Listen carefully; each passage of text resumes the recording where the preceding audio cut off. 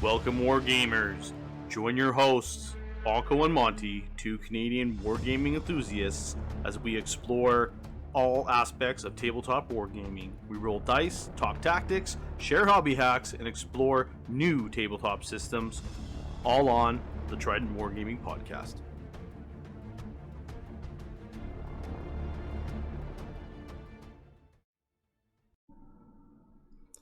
Hey everybody, welcome back to Trident Wargaming. I'm your host Bill, and today we have a special guest on board.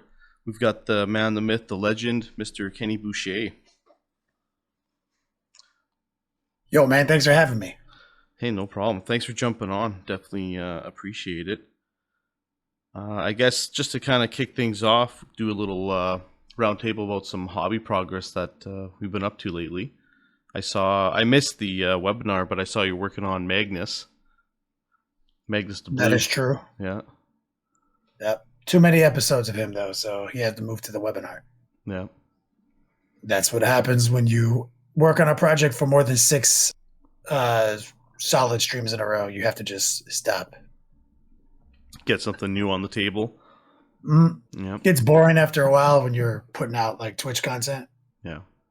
So it's like a lesson I've learned a long time ago. It's like if I hit that, like, okay, there's been like most of the month now. Yeah. Nope. But the thing is, you got to film everything, right? That's the other thing, is like, you don't want to squander an opportunity to not have coverage of the creation of a model like that. So that's true. You know, you got to fight the urge to like be painted like when you're not filming. Yeah, no which doubt. Makes it take longer. Yeah, no, absolutely. Absolutely. Because if you like add all the time up, you know, like the 2 hours of actual painting that occurs every time where, you know, lights, cameras, action, it's like, it's only been like 12 hours, dog. Yeah. Why is this taking 3 weeks? Yeah. No doubt. You know, that's why I like the webinars, you know, like that I do. They're not like there's not like a lot of you guys in there because it's pretty private, right? Like it's small classroom size. It pulls from a small group of people who have live access to it, you know, my students. And, you know, there's like maybe one guy who's like just at that tier on my Patreon page who's just there for the webinars. But everyone else is just a student who's unlocked that. And so it's like 6 of you guys in there. Yeah. Yeah. But film that shit. And then it makes the cut for the final post so that when people do come to Patreon, we're like, yeah, I want to see how this Magnus got painted. Yo, there's like 3 installments here I didn't see on Twitch. Yeah. You know, got that content. So that's where Magnus lives right now. He's not done. It's been like 14 hours for a month. But he lives on the webinar for everybody who wants to see that gangster shit.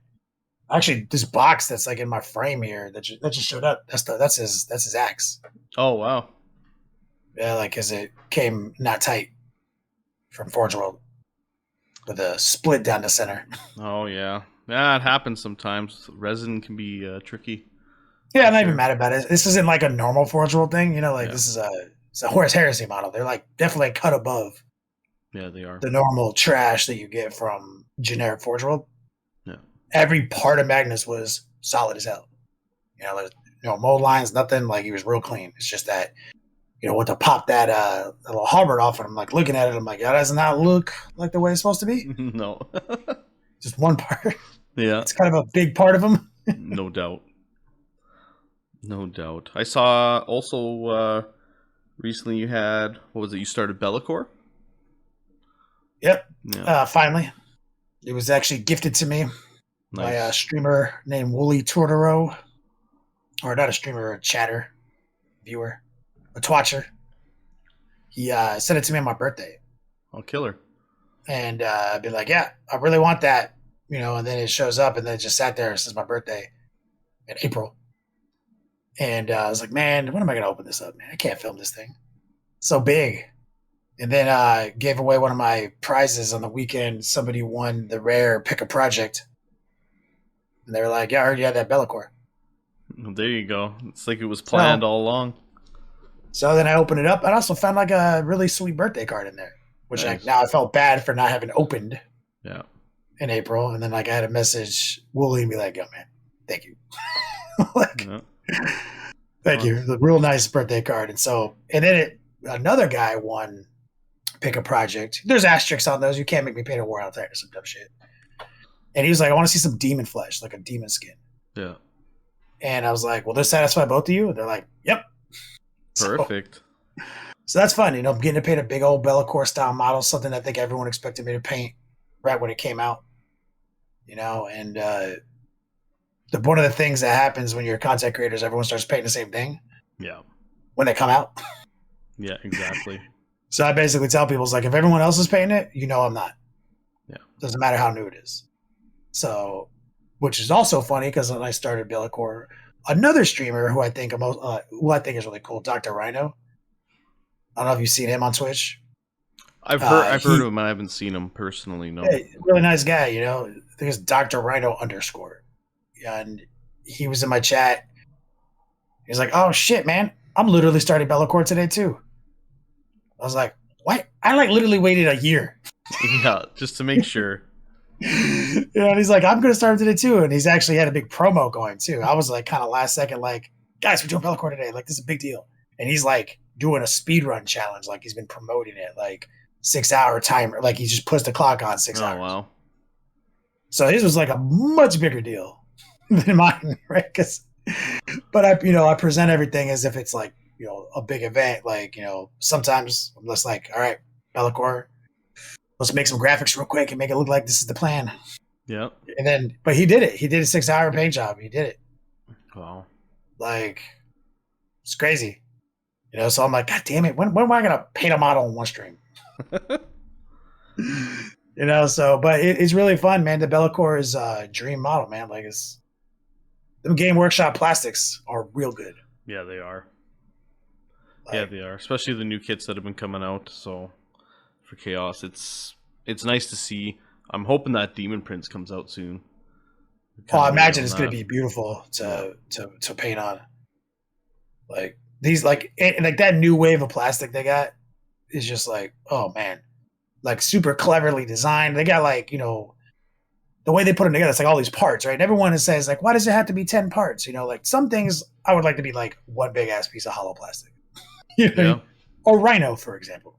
Yeah. Like a transport tank that I don't give a shit about. Like I would not mind if you just made that 2 pieces of plastic they glue together. Forget all the other crap. Doesn't matter. But things like Bellacore, like the way his abs slot in and the way you build it all weird, right? Like it's like top of chest, bottom abs, then the neck. And it's like you start building it and you realize what they're doing is they're giving you like every part of the model exists. Whereas like back in the day, there would be like parts of the model that just aren't there, right? Like there'd be like some frame over the arm in his armor, but it's like kind of like a solid block infinity back. Yeah. And it's like not his biceps not really in the armor.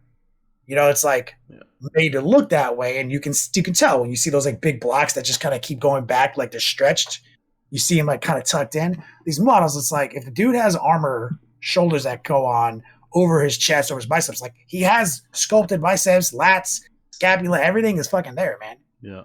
Like, and so they have to give you the model in such a way that it can be glued together and injection molded, and then that means there's more seams technically, right? There's more places where 2 pieces of plastic meet, which is kind of like, right? Yeah, but they're super clever. Yeah, the gaps. But they put those in places that goes like under the armor, right? If the bicep connects together, it's going to connect in this weird way around his tricep, but that's also where you stick the armor panel later. So if that gap doesn't show up perfect, it's under that armor. Like same thing. I was like weird because like he slotted him on. He's got his like obliques in his chest. I was like, there's going to be a line right here. But then when you put it on, you realize like it emulates like all the slices in his musculature anyway. It's just like he's ripped. And I was like, damn, man, fucking best plastic makers in the world, man. Like it still got it. Yeah, the attention to detail is amazing, especially in a lot of the newer kits like you mentioned. The only shit I had to like scrape down was like the things that had clipped from the sprue, right? Like the nubs. Like there's like no. I'm like looking like where are the mold lines? They're not there, dog. That's awesome.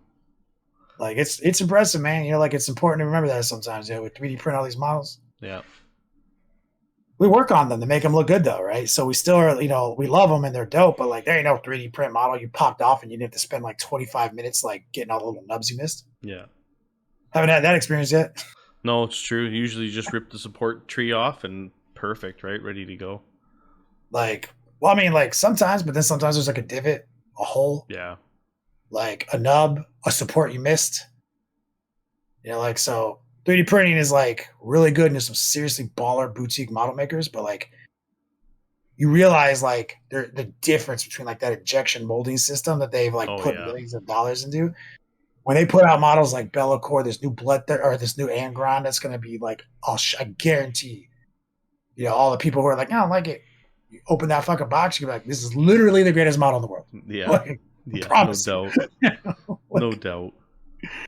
Like, it's just so fun, man. Like painting is so fun and the models are so sick. Like you said, the Chaos models are so sick. Like new Demon Prince. Yeah.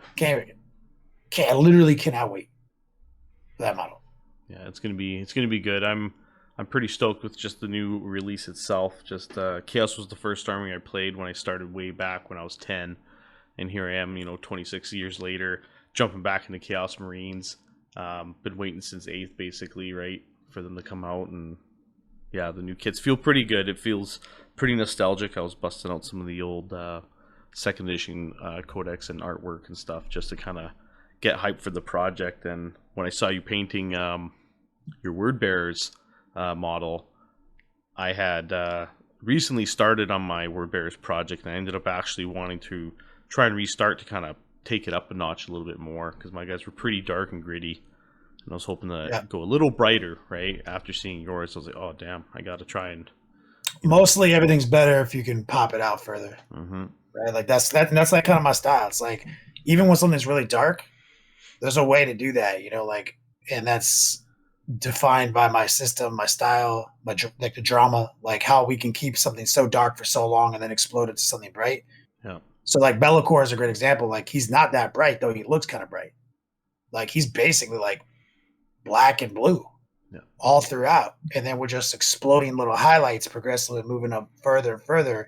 So he can maintain that dark motif, but like be like kind of neon, And so like that's kind of the trick, man. Like it's all fun and games to make a nice dark gritty dude, but then you put 20 or 10 dark gritty dudes down the table and you're like, where did I set them down? Like I can't see these motherfuckers. Yeah, they don't pop. That's been my personal like issue, right? Is seeing the models pop on the table and pushing that drama, that contrast a little higher, and getting out of my comfort zone because I usually paint quite dark to begin with. And a lot of people, they confuse it. They're like, well, I don't want to paint all my shit all bright. It's like, yeah, that's why there's like a nuance to it, right? Like, like, like it's about maintaining that length in that darkness, right? That's what a transition is, just moving from dark to bright.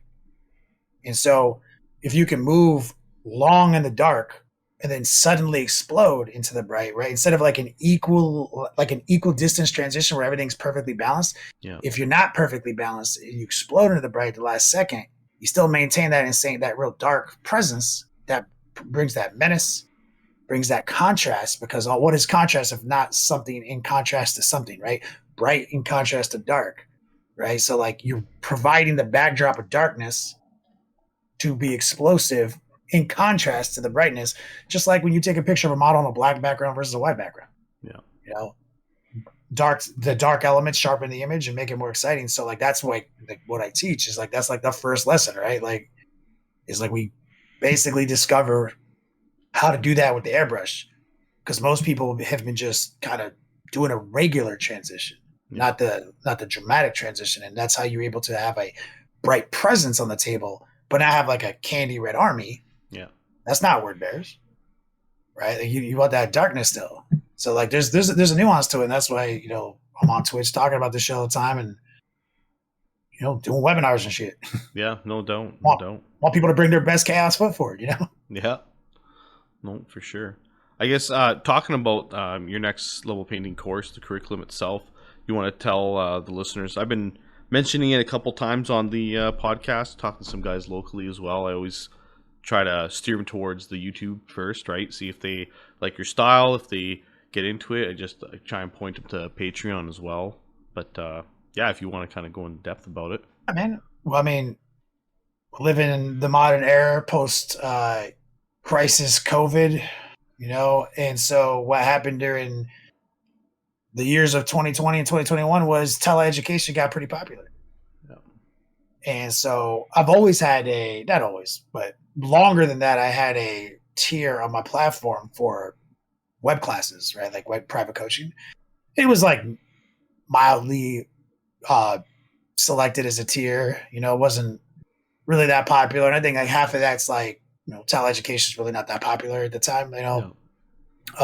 There's no shortage of IRL opportunities. But also, like, because it wasn't popular, I wasn't approaching it the correct way either as an educator. It was more of which I think this is common for most people who take classes, is what do you want to work on today? That's like the opening statement from the instructor. And that's, I think, most painting classes. And probably anyone who's listening to this who's taking a painting class are probably, yeah.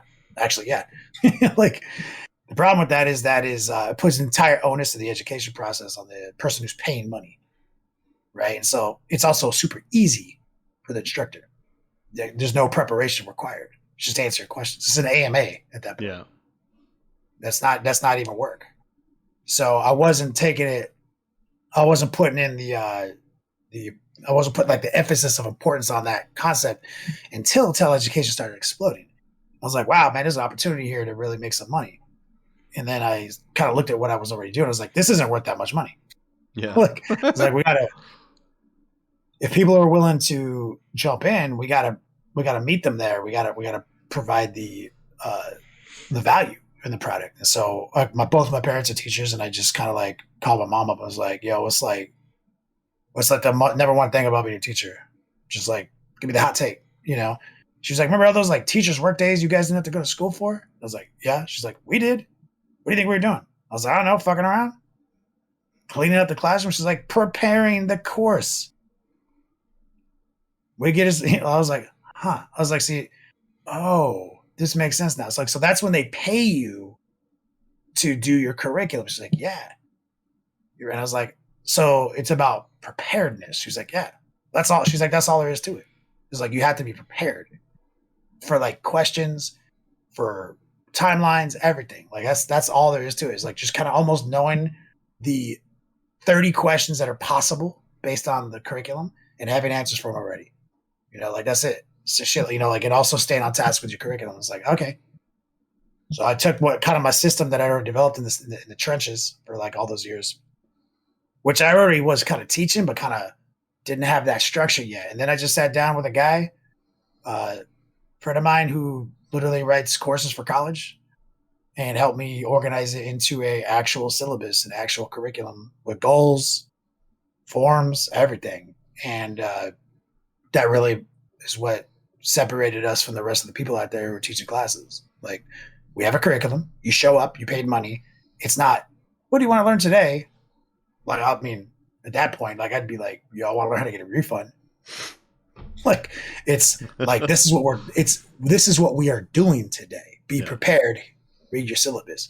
That's what you pay for, right? Like, you pay for that guidance. You want to know that like your investment is safe, like when you show up. So like that really changed the game. So like our 101 course basically guides the student like down a 6-year journey in 3 hours, 4 hours. And every student so far who's gone through the 101 is like easily moved up like 3 years, like in their presentation of their army. Like, there's no way you could teach somebody in 3 classes how to be like a dope artist. That's impossible. Yeah. But luckily, painting models is an art. Painting models is a 3-dimensional coloring book. And coloring book rules and techniques are all you need to emulate somebody who spent 20 years being an artist. Like, you couldn't answer no questions on some art shit. Like, like somebody coming to you be like, oh, break down the color theory and all this. You're like, motherfucker, I don't know. Yeah. Like, I paint models, son.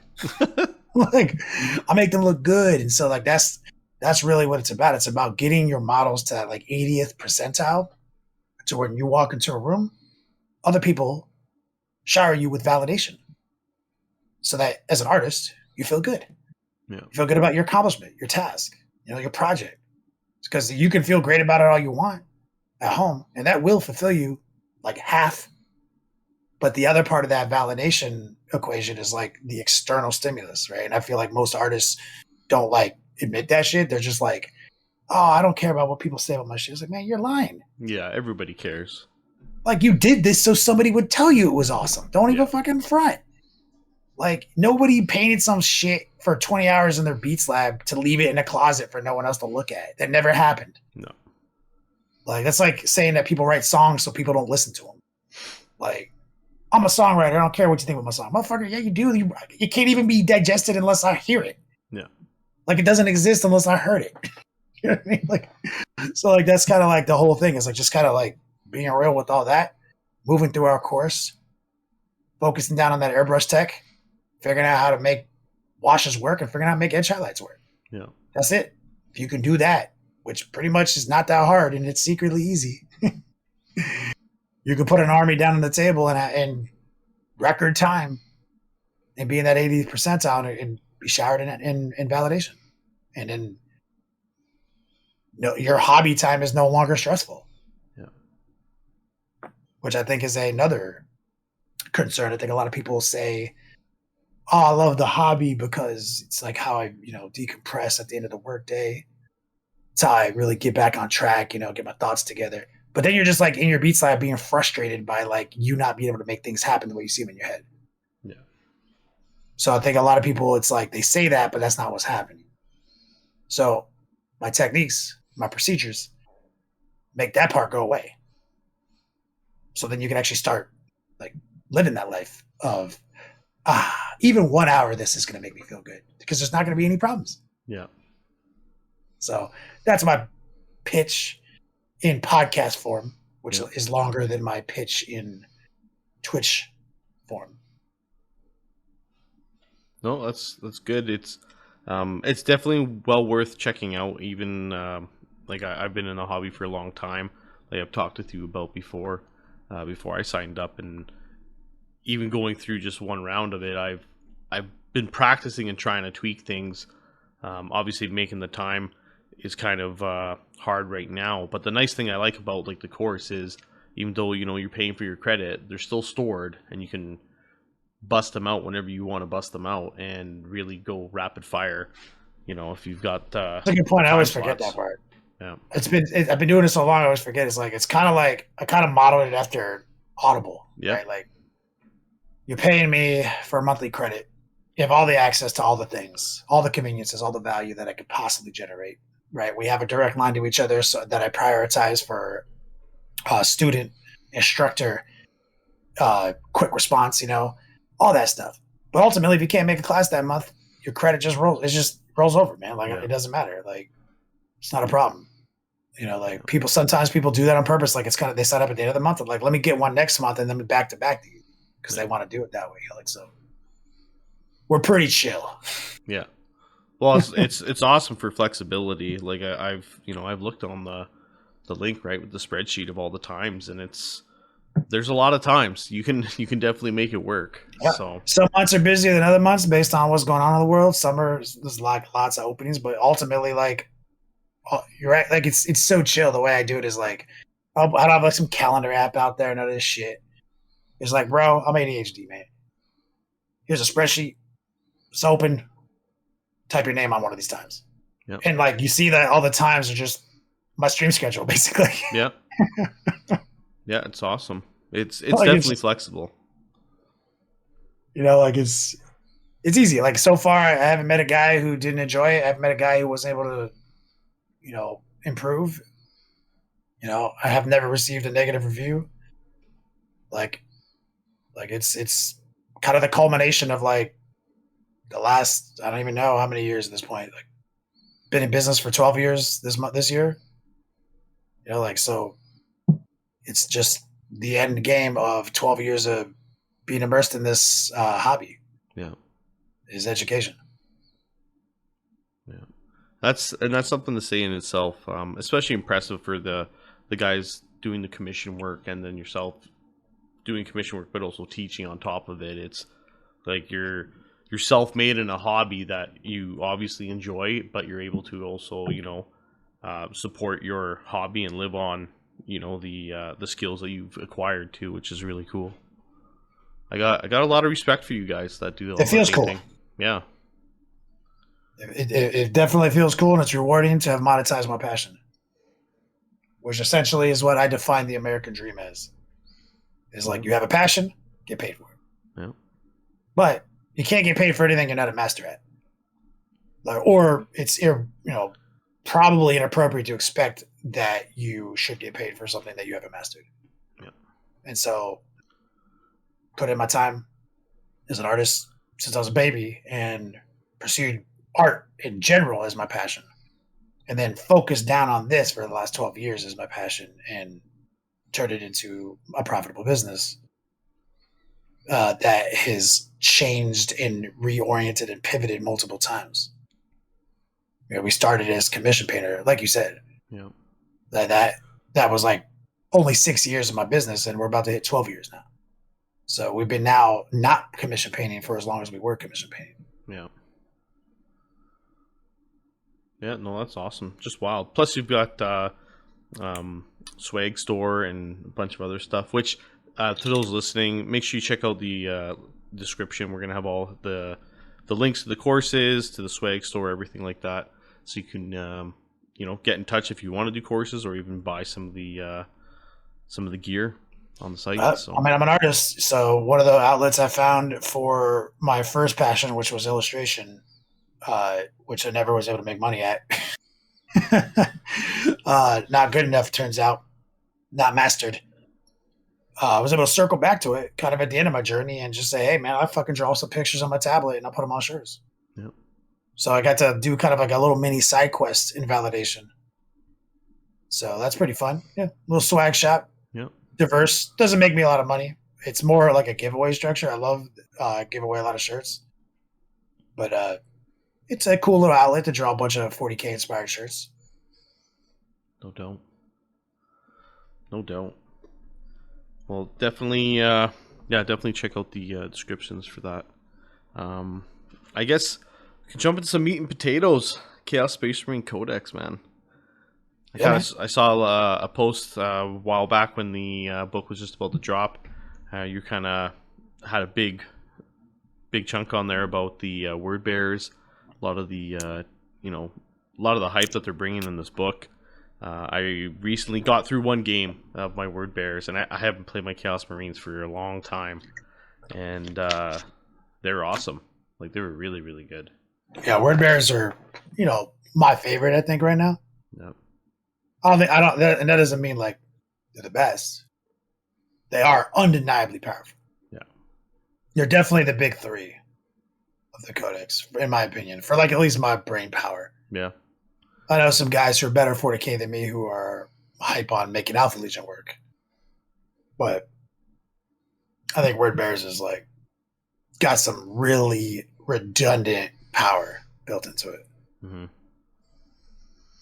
So what have you been working on? Like what have you been working on for your Word Bears? Like, what's your favorite units? Like favorite units, honestly, like I've been a fan of the Venom Crawler ever since they came out. I ended up getting 3 of them painted up.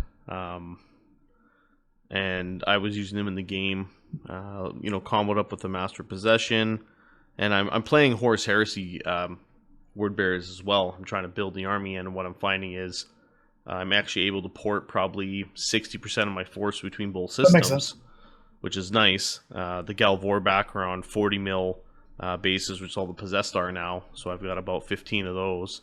Tight. So I've been, all your Legionnaires, all that stuff, yeah. Yeah, I've been playing around with that and just using my straight up Legionnaires as my Chaos Marines with bolters and chain weapons. Yeah, obviously. So yeah, it's been good that way. No, that's it. Yeah, I'd say the Venom Crawler is probably one of the mathematically like coolest units in the Codex in general. At 105 points. Yeah, it's just really good. It's kind of like Death Guard equivalent to a Blight Drone. Or a Fetid Blight Drone. Fast moving, sub 10 wounds, good point cost. Yeah. But I think it's a little bit more point efficient than like a Death Guard version because it has like 6 attacks that are quality and 6 shots that are quality. Yeah. While also moving 12 inches. So and getting a wound back every turn. So it's It's good in every legion, but what I've been finding is, as good as it is, I've been finding myself ending up with 0 on my lists. Oh, really? That's kind of been the name of Chaos lately. There's a lot of great things that end up not making my list. Yeah. Just because we're playing mostly battalions now, because of the Nephilim CP change. So you get 3 fasts, right? So there's no like, oh, let me sneak in a outrider detachment.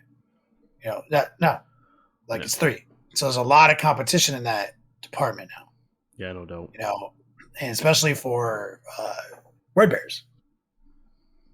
Excuse me. So word bearers specifically, to anyone out there, I was like, you don't need Venom Breath. They don't add anything to your army. Like the whole psychic thing seems great, but like Master Possession can already kind of do that on his own. Simultaneously, word bearers have one of the best suites of stratagems in the whole codex. Oh, and one of them is like auto pass psychic power. Yeah, you take a mortal wound and it gets cast and can't be denied. That's like the best shit ever. Awesome. Like a dog. Like so the 105 points of that unit competing in the fast attack slot, but it also makes me +1 cast. It's like, I got the sacrificial dagger and I got that stratagem. Yeah. Like it doesn't really mesh super synergetically, in my opinion, with word bearers, while also being just an efficient unit regardless. It's just that, what are you taking it instead of, right? Because like I'm trying to get some raptors in there, possibly, mostly some warp talons. Or maybe I only have 2 fast, but I want that 105 points for my master executions or something. Yeah. So that's been the name of the game for me. That's been like my back and forth Venom Crawler. Like on paper, so good, but like I end up not taking them. Yeah. Like same thing. Chosen. Mathematically beautiful. Chef's kiss set of rules and characteristics. But Terminators are also really good right now. And they're 2-up save, not 3-up save. And they can deep strike organically. So like anytime I'm in the elite choice and I'm like, oh, sick, Chosen, I'm like, but I can do Terminators. Yeah. Like, so I've been finding that it's such a good unit, right? Like, and again, in word bearers, no, the only elite choices you're taking in word bearers is a master execution and possess. That's the Legion skew. So they do it so well. Like their whole thing is driving you toward the Demonkin keyword. Yeah, because they have a Legion trait that says you reroll your fucking hits when you charge. Hold on. So none of my units that I want to do all my fun things with are core, therefore they don't benefit from any Lord auras or anything, so there's no rerolls. But my whole Legion gets rerolls, so taking any unit that has access to a reroll is kind of like squandering the Legion scheme, right? So it's the best Possessed Marine in the whole Codex is a Word Bearer Possessed Marine. You have a 5-up against mortal wounds and rerolls the charge, so you're taking 2 things out of the equation, man. 2 issues right there. Yeah. Like, what a sick Legion trait, bro. Offense and defense, and quality defense, too. Yeah. Mortal wounds are a thing. Yeah, they are. And you have a whole army of just like, I got a 5-up Fiddle Pan against mortal wounds. That's so good. Like, I'm constantly with my Blood Angels looking at Soul Warden. It's one of the Warlord traits. I'm like, man, do I just fucking do it? I just put this shit on my Sanguinary Priest. And that's literally a bubble that does that. And I'm constantly like going back. It's so good that I'm constantly going back and forth on like, do I need this? Yeah. But yours is just like every guy in my army, period. Yeah, it's a nice bump. It is for sure. So good, man. Like, and we had a conversation on the podcast, or not the podcast, but on the Twitch stream the other day. Or maybe it was tactics. We do a tactics discussion every week too. And I was like, I can't make Iron Warriors work. Because Iron Warriors are all their shit's about shooting, right? Like they have great stratagems, incredible warlord traits, incredible relics, but it's just there's nothing to really do with it. Like they have light. We have a light shooting mechanic to our codex with a heavy emphasis on close combat. And then Arcus was like, "Yo, 2 Lay Raiders and Possess Iron Warriors, baby." I was like, "Yeah, but like every other Legion does that better." There's like nothing about that innately Iron Warrior. Like you get like Word Bearers. The Word Bearers version's better. Yeah. Because our Land Raiders have a 5-up against mortal wounds.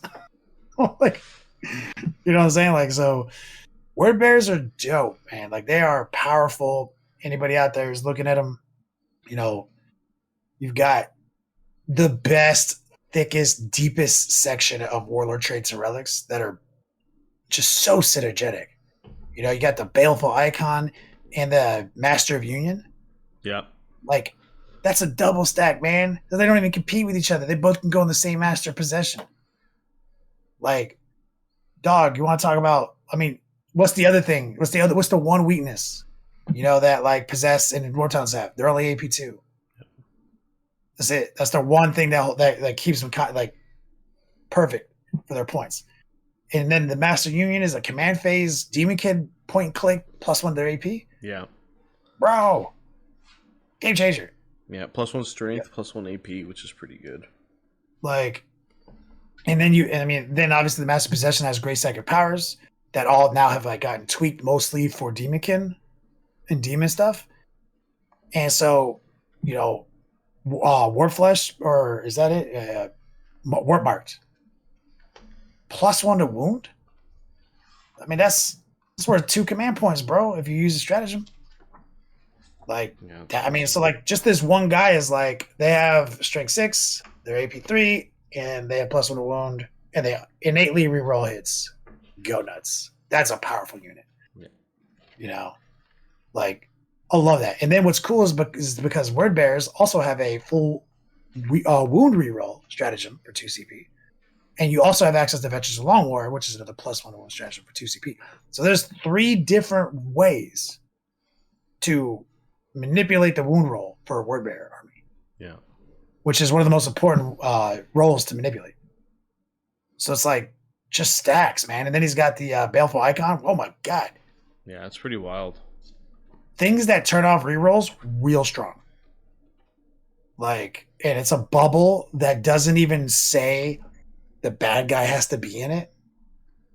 It says that when bad guys are attacking my forces, if that unit is in it, you can't reroll hits. Can't reroll wounds. Yeah. Like, holy shit, man. Like, so powerful. Such a defensive army with so much offense built in, man. Like, goddamn.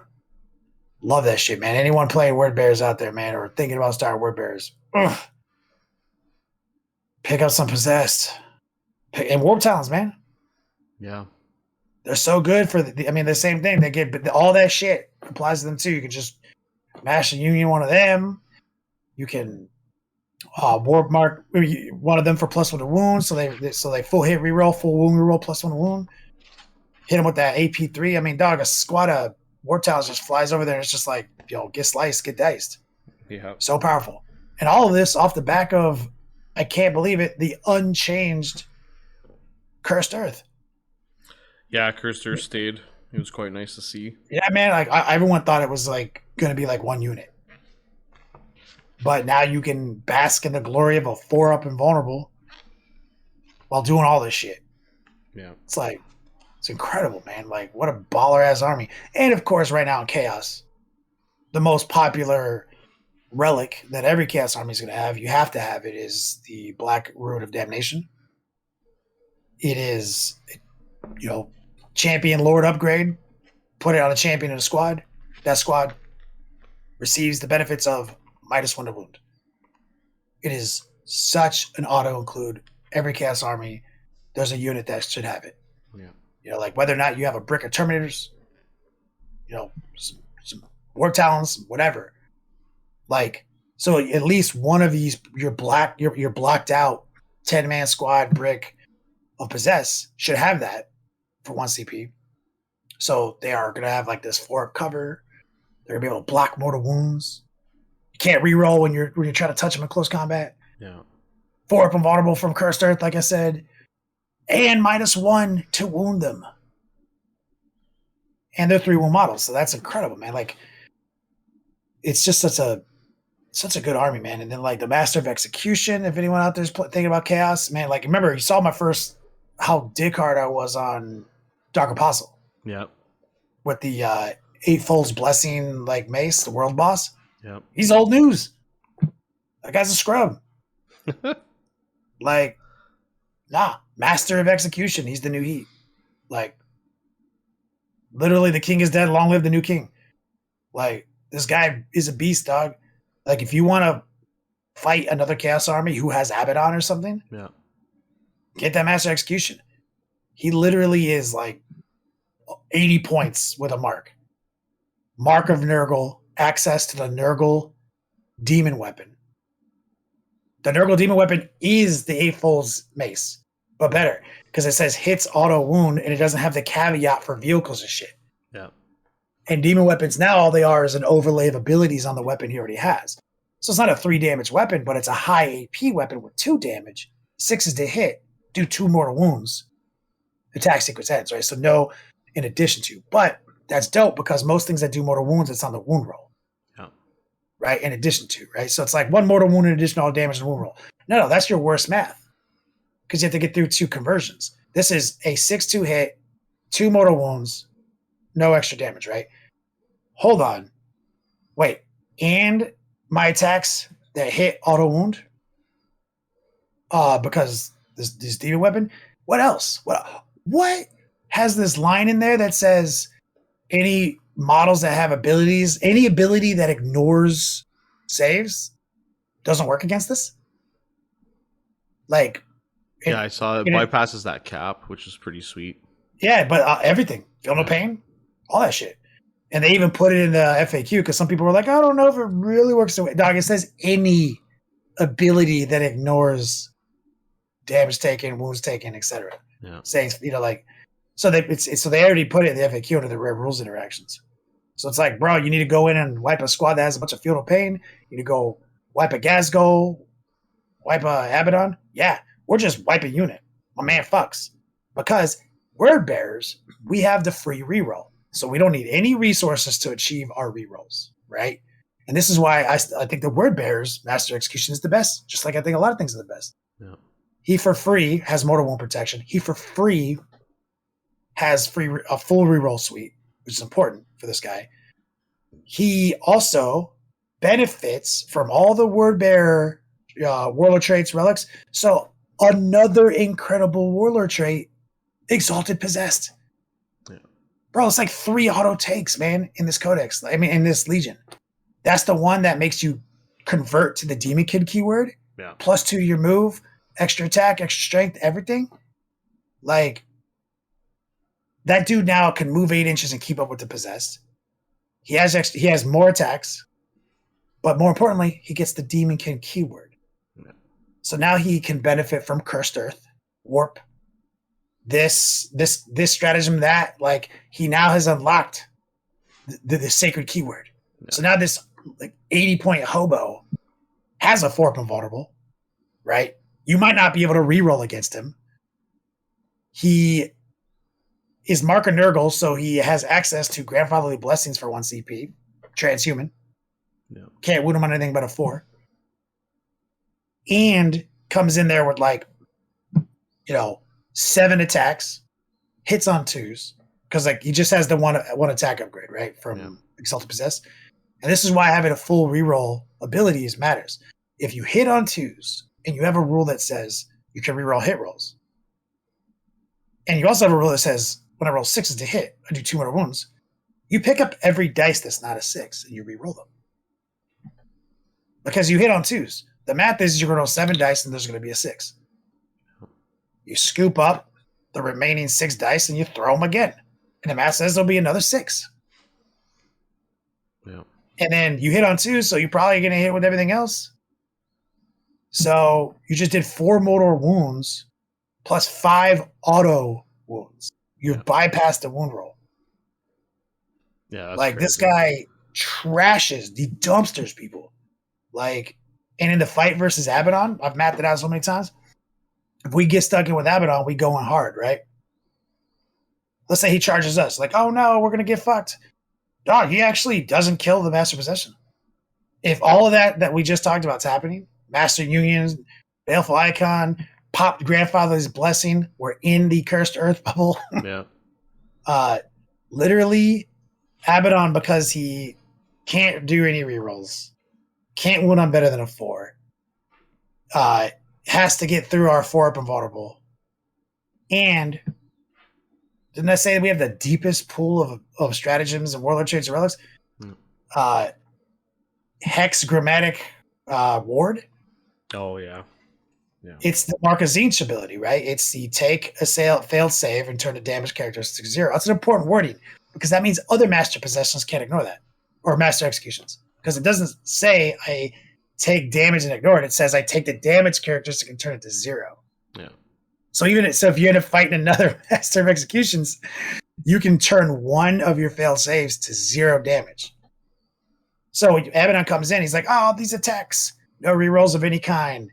And he's like, "All right, all these wounds. Oh, I can only win on 4s. That's only half." And then you're like, "Cool, warp and vulnerables. I block half.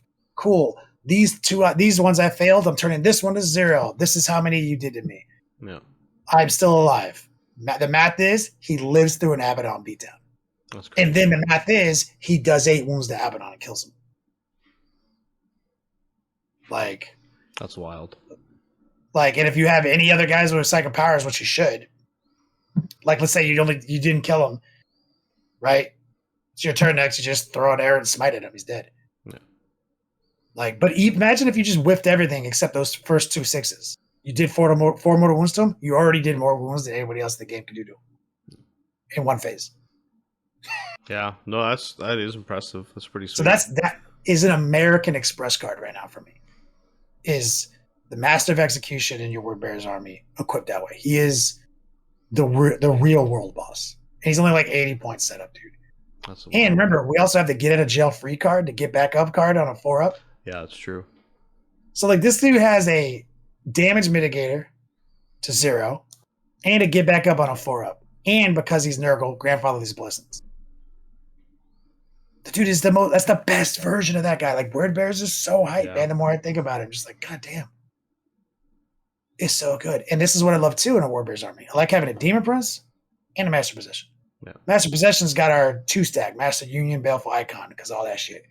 Demon Prince is our fast-moving other Psyker who has access to the Reticus discipline, who also fucks, right? Because he has 3 damage, a lot of attacks. Yeah. Free rerolls. Turns out Word Bearers, free rerolls. Also, Feudal Pain against mortal wounds, all that. I like giving Marcus Lanesh for the free fight first. Yeah. And access to Delightful Agonies in case I'm in a self-buff situation. We're about to go into a thick fight, and I want him to have a 5-up Feudal Pain, right? But more importantly, his entire job is to have Death Hex. Yeah. Auto pass can't deny Death Hex, son. On a guy who moves 12 inches and keeps up with the pack. That's his job. His job is to be like... Legit. And he does that to Abaddon. That's one of his jobs. It's like, you, Death Hex. Oh, I didn't roll an 8. Oops. Auto pass can't deny it for one mortal wound or whatever. Yeah. Like, that's crazy. Get fucked. I love that Death Hex is Warp Charge 8 now because that means you're likely to not pass it. So then you could play the stratagem and make it undeniable. Yeah. Because like because I don't want somebody to have some deny it a 4-up bullshit, you know? Yeah. No. I want to roll not an 8 and make it so you can't deny it. Because Death Hex is the other thing, man. When you have Death Hex that is reliable, that is a linchpin for a Word Bearer's force. When you're crashing into waves of people who have 4-up and vulnerables all over the place, and you're crashing into them with your loaded down AP3 max damage possess, like that's the game changer right there, you know? Access. So we just do it. We do all these things, man. Like Word Bearers do all that shit better. And I'd say a thing I'm hype on right now is the Word Bearer secondary. It's a really good secondary. Get to the center of the table, do actions. Yeah. But it's the kind of get to the table, center of the table, do actions that says you don't finish it to the next turn unless you have the icon keyword, you are Master of Possession. Yeah. There's a couple of caveats. So I had to rework the list to realize that to maximize winning the game, having a couple legionary squads with the icon upgrade is very powerful. Yeah. And the Master Possession is getting there anyway. So you basically have multiple ways to kind of collapse on that center as you're moving across the table and just keep scoring shitloads of free secondaries. And I think one of the unsung heroes of the Codex is the Baleful Tome that the Legionaries can take now. Oh, yeah. 30 points, I think, or 25 points. It's a Psyker upgrade. It's the cheapest Psyker in the game. Yeah, it's pretty sweet. So I'm not saying every unit needs it, but like I like to have a pocket warp time on one of those Legionnaire squads that I was taking anyway to get the secondary points. So in situations where I need it, they'll kind of just nut to butt run up the cut with the front line of Possessed, who have the Black Rune, so they can warp time them, double move them, right? So we can stay in position of our auras, but like move up to 18 inches with that front line if you need to in the first turn. Yeah. Maybe and further with an advanced roll, right? Like, so that's a cool little piece of utility that I love. But also I feel as if I'm centering on need one Helldrake for our word bearers, because we don't have like these exciting turn one charge capabilities that are too contemporary, also really good legions have, like Corsairs and Emperor's Children. But Helldrake kind of shores that up, right? 20-inch move, charge. Yeah. So like having something, if you go first, that could just touch some stuff in the enemy's army and kind of like drag things in through consolidation and kind of just disrupt them, force them to have to look at that for a couple turns, maybe mitigate some percentage of their firepower as they fall back from that. I think that's kind of crucial. Yeah, no doubt. Definitely plays a big part for sure. For sure. I was playing around with Spawn as well, actually, just as a throwaway unit, but they did surprisingly well for me. Spawn, yeah, I was actually shocked. They have that new rule where they can bring a wound back every sequence. Yeah. I was like, wait, what? I thought it was like, oh, get a wound back next turn. No, it's like literally if I shoot at you, do 4 wounds. Shooting is over, get a wound back. They shoot at me, do 4 wounds. Sequence over, get a wound back. I was like, wow. Yeah. Spawn. All right, dog. They're great. They're great little units. Yeah. Again, they're fast attack slot. They compete with the fast attack. But if you find yourself with an army and you have 25 points and you don't know what to do with it and you have a free fast attack slot, dog, a single Spawn not to be dismissed. No.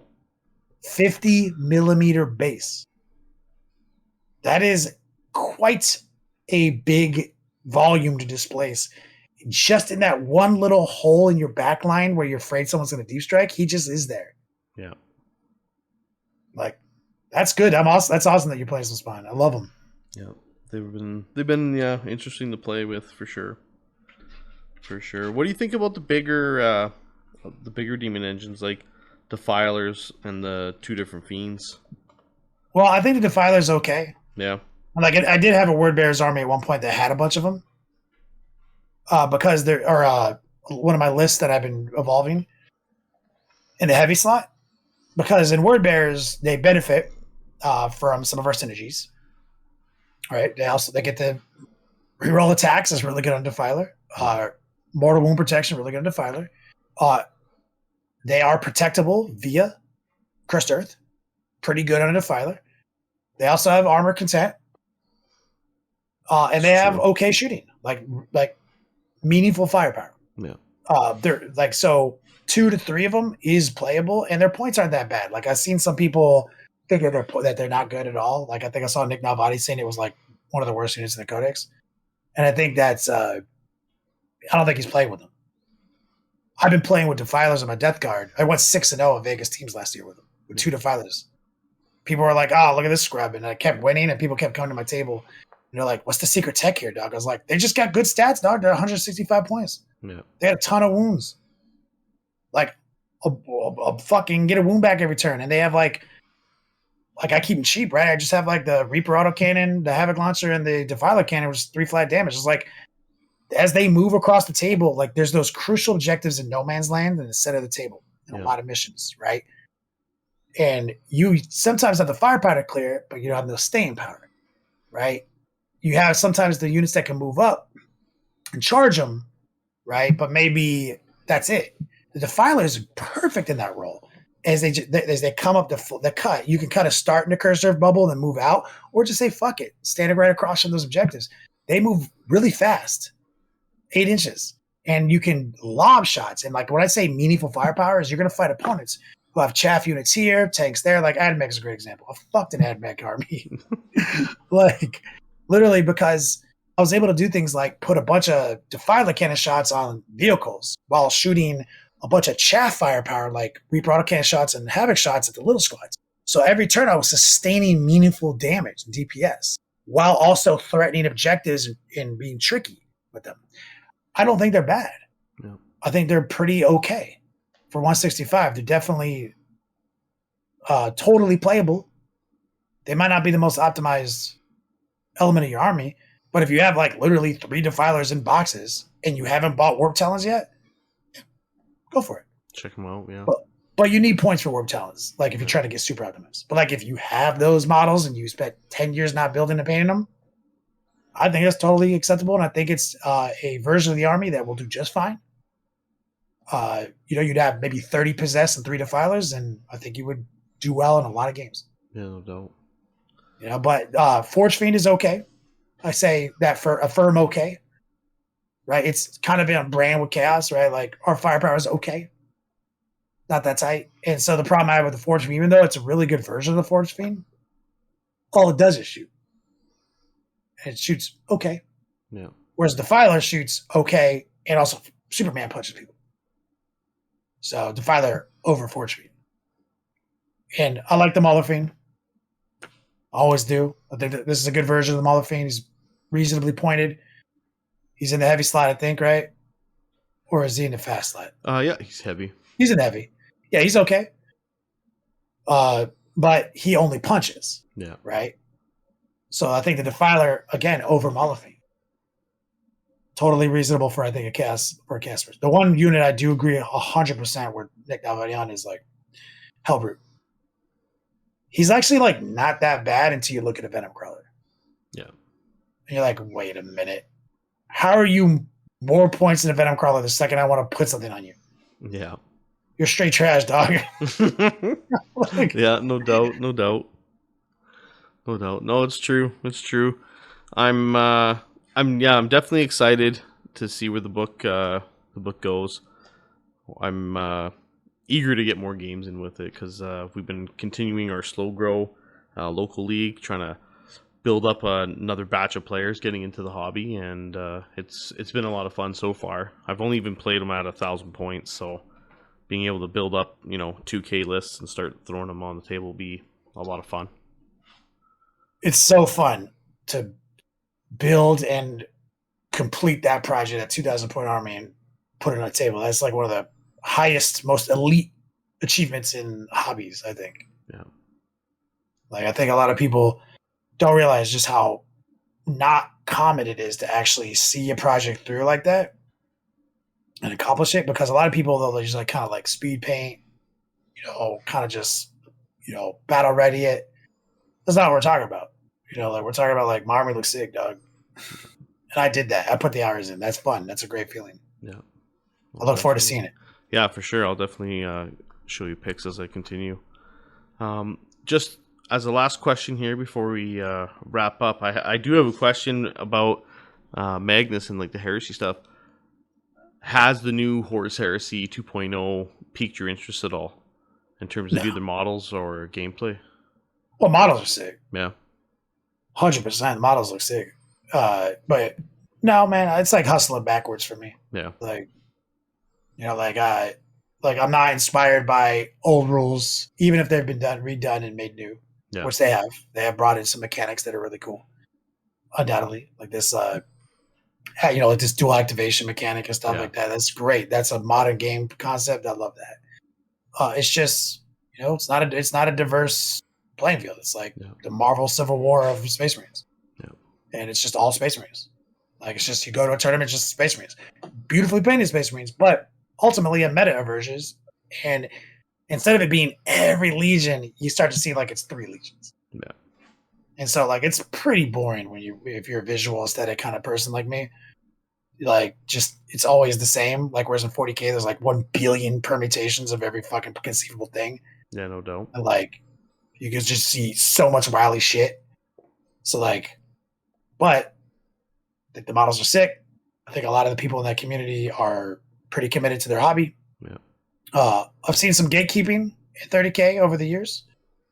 A lot of people I've said that to have come back to me and confirmed that. Like, so it's like it's anecdotal, but like I have a lot of anecdotal evidence. Yeah, I won't deny it though. It is present in the hobby.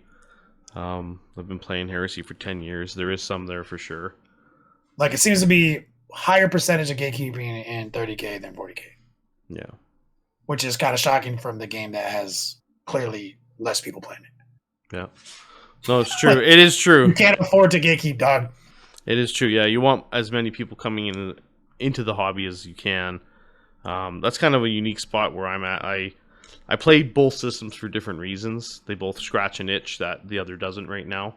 So it's nice to be able to, and my army also ports between the two, which is no brainer. Yeah, I mean, like you're basically doubling your game opportunities while only creating a slightly more workload.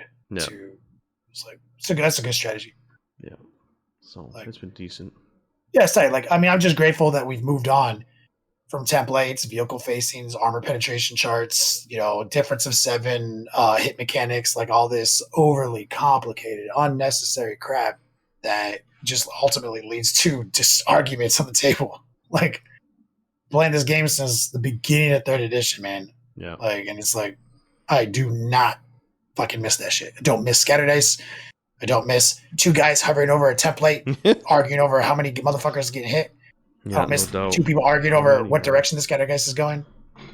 I don't miss 2 people trying to convince each other what 45-degree angle is on the vehicle facing. You know what I mean? I don't miss any of that shit. I don't miss, like, consulting a chart to see what it did to a tank. Yeah, that's true. Like, none of that shit, man. I don't, like, and even the difference of 7 mechanic, like, I have ballistic skill 4, so that means you need a 3 to hit. Yeah. Right? It's always equals 7. Well, but I have ballistic skill 2.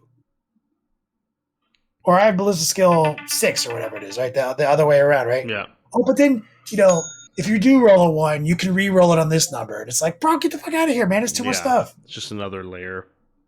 There's definitely a lot. The second they were like, yo, your weapon skill is 3, you hit on 3. I was like, oh my God. The number is the number. It's so fucking genius. Yeah. That is a big thing for 40K that I do like. And I wish that they followed through with a couple other games as well. It just makes things a lot easier. Just especially when you're playing. So. Oh no, 100%. And no disrespect to anybody who likes that old hammer. It's like it's old hammer, man. It caters to an audience and it's a demographic. The demographic is sizable enough to warrant the investment in a heresy reboot. Like, so I don't discredit that. Like, it's obvious. So good luck to everyone out there collecting their Space Marine Civil War models. Yeah. It's hardcore. It really is. Well, awesome, man. Like, I really appreciate stealing an hour of your time and having you come on the podcast. It was good. And for anybody interested, all I can say is check out the YouTube, check out the Twitch. Definitely jump on the Patreon. There's tons of different levels you can support. And I think you'll really find it's worth the value. So, thank you for having me today. I appreciate it. Hopefully I'll see you next time, brother. Yeah, for sure, man. Trident Wargaming. Build it, paint it, play it.